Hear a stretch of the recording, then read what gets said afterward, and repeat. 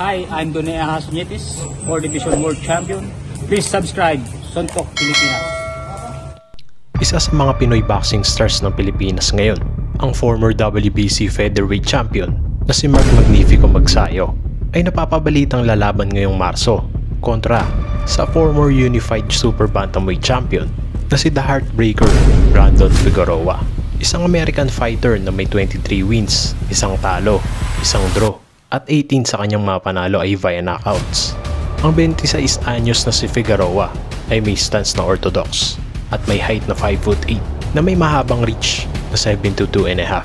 Maalalang siya ang nakabasag sa malinis at walang dungis na kartada ni Luis Nery noong Mayo taong 2021 at nasungkit ang WBA at WEC Super Bantamweight titles at nanalo pa via knockout sa round number 7. At maaalalang bigong madepensa ni Triple M ang kanyang WBC World Featherweight title kontra kay Ray Vargas na ginanap noong July noong nakarang taon. Matapos makasurvive ni Vargas mula sa isang nakakagimbal na knockdown sa round number 9, nakakuha pa ito ng split decision at naagaw ang titulo na hawak ni Magsayo na ginanap sa San Antonio, Texas. Hati ang mga opinyon ng mga boxing fans sa buong mundo dahil may mga ilan-ilan na si Mark Magsayo ang nakita nilang panalo. Pero nga dahil ito ay isang close fight, talaga namang mahirap i-judge kung sino ang nanalo. Si Figueroa at Magsayo ay maraming pagkakaparehas tulad na nakalaban nila si Julio Ceja. Matatandaan, nakasagupa ito ni Triple M sa isang matinding laban at naging undercard pa nga ng ating pambansang kamuo noon kontra kay Ugas. Ang kanilang laban ay para sa isang world title eliminator bout kung saan nanalo si Mark Magnifico Magsayo via knockout sa round number 10 na maihahalin tulad sa isang pelikula ang kanilang naging bakbakan. At ang laban din ni Brandon Figueroa si Julio Ceja noong November 23, 2019 kung saan isang split draw ang naging resulta. Parehong may nag-iisang talo at parehas bigong madepensahan ang mga world titles sa kanilang mga first world title defense tulad ng Magsayo vs Vargas na nauwi sa isang split decision at Brandon Figueroa vs Fulton. Bigo si Brandon Figueroa via majority decision na ginanap noong November 27 last year.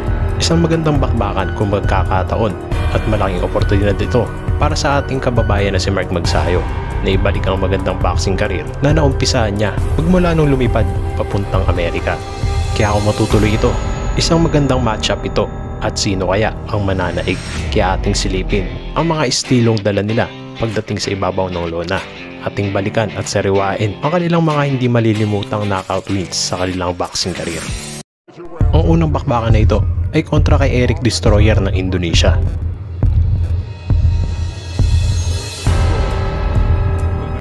Pangalan pa lang nakakatakot na kapag maririnig ang pangalan ng Indonesian fighter. Pero sa pinapakita sa laban, tila walang kagustuhan manalo at medyo takot kay Triple M na may pagsabayan.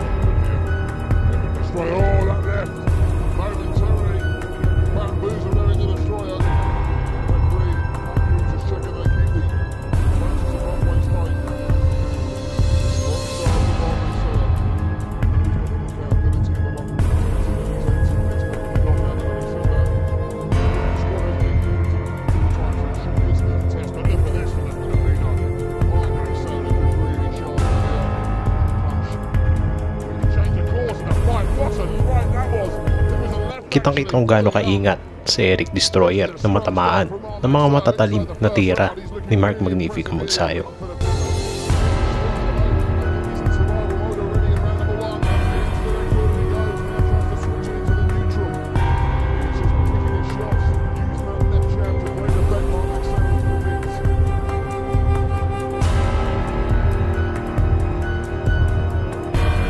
Nakakatakot tignan ang mga hagupit na binibigay ni Mark Magnifico Magsayo dahil ang kanyang lakas ay may halong bilis.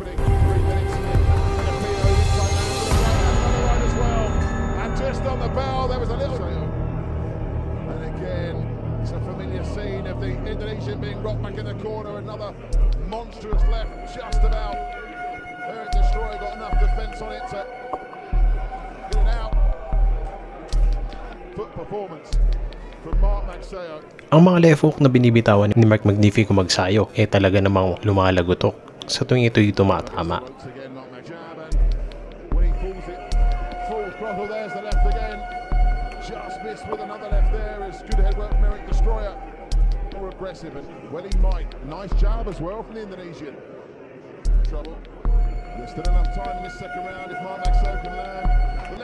At talaga namang walang sagot ang Indonesian fighter sa pinapakawalan ni Triple M.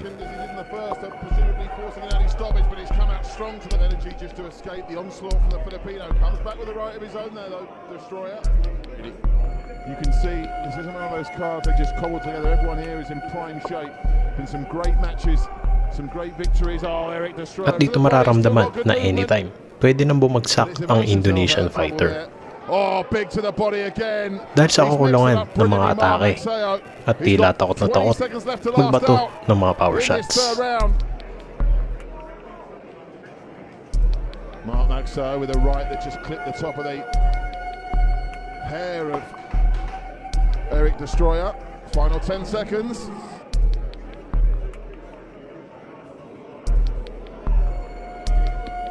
Probably his best round so far, this fourth.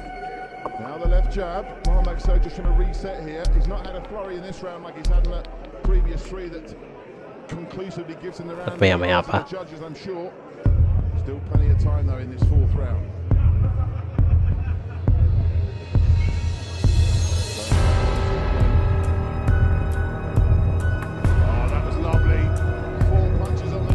Dito na bumagsak ang Indonesian fighter.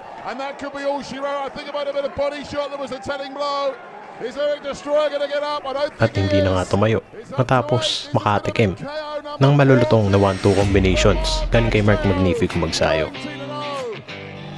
At sa sobrang tuwa, napavertical pa nga ang ating kababayan. Wagi si Mark Magnifico Magsayo via knockout sa round number 4. At ang susunod na bakbakan ay ang laban sa pagitan ni Brandon Figueroa at Carlos Castro. Ito ang kanyang huling laban na ginanap no July 9, 2022.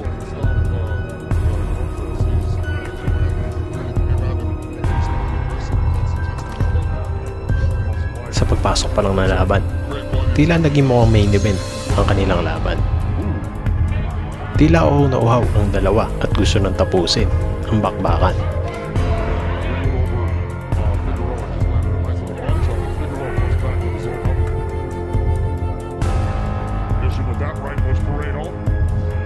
Pero kitang-kita ang husay dumistansya ni Brandon Figueroa.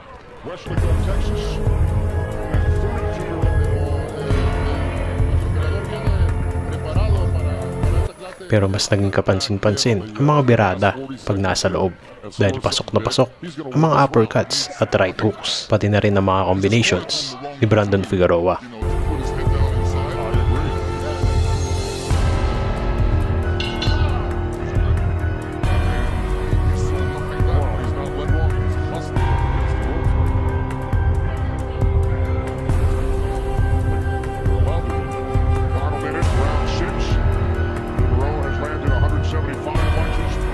At madalas nako-corner si Carlos Castro kaya hindi makaporma sa tuwing bumabato si Brandon Figueroa.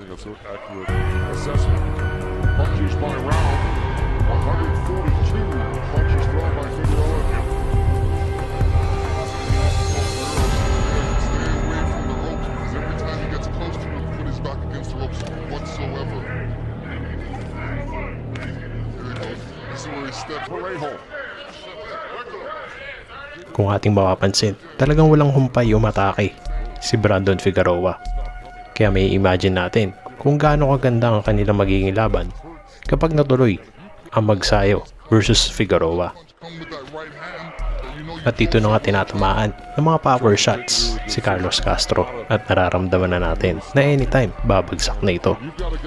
At wala talagang humpay ang mga bira ni Brandon Figueroa na tila walang kapaguran. At maya-maya pa hanggang inihinto na ang laban, nagpa siya ang corner ni Carlos Castro na itigil na ang bakbakan.